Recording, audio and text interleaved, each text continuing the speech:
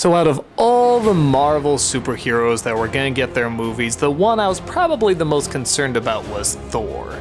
Because with all the other superheroes, it kinda made sense. They get superpowers, or they're based on technology, or they create stuff. Thor was a god. How do you do that? And on top of that, his design was always kind of weird. He had a helmet with these weird wings on it, and I just remember thinking to myself, oh man, this is gonna be the one. This is the one that people are just gonna roll their eyes at and say, sorry Marvel, we can't do this, it's just too goofy. But they made the very clever choice of assigning Kenneth Branagh to direct it. Now this is a guy that hasn't really done any superhero movies, and to be fair, he can be kinda hit and miss, but he's got mad talent, and everything he does is huge.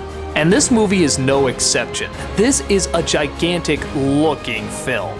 Suddenly the idea of Marvel telling the story of a god sounds unbelievable. Look at Thor, he looks amazing. Look at Odin, he looks amazing. Look at this environment, it's friggin' phenomenal. Which is why it's really ironic that the least impressive part of this movie is what Marvel usually does well, the interaction with the real world. Yep, they just decide to make this a fish out of water story, with Thor pissing off his father Odin and Odin banishing him to the world of Earth, taking away his powers. He spends his time befriending a group of scientists, one of them played by Natalie Portman, learning how to be a true humble hero, and figuring out how to get back to stop his sinister brother Loki from taking over the throne. So on the one hand, you might think the stuff where he goes to Earth is beyond painful, and to its credit, it's not. Is it good? Well, I don't know if I can say that. But much like Iron Man, a lot of the likability comes from the charm of the main actor. Chris Hemsworth is a perfect Thor. He can be cocky, but likably naive. He has a lot of anger, but you know deep down he's a gentle guy. And most importantly of all, he adapts. I'm so sick of these movies where the fish out of water just stays stubborn and never wants to change anything. But this guy, he's a warrior, he's fought in battles. So when he throws a cup of coffee on the ground demanding more and they tell him that's not how we do things here, he doesn't demand an explanation or act like a spoiled brat, he says, okay. This is what makes the movie work. He actually evolves, he actually changes. Because of this, we can stomach a lot more of the traditional stuff. Which, with that being said, it is pretty traditional. The love interests and side characters on Earth are not very interesting, the battle scenes are kinda standard. And yeah, was this the best story you could have done with the idea of Thor? Probably not. But luckily, they do often come back to the world of the gods, and every time it does, it looks amazing. You feel the gigantic size and weight of this again, even though it never loses track that it's still a comic book movie. In my opinion, maybe one of the greatest looking comic book movies ever.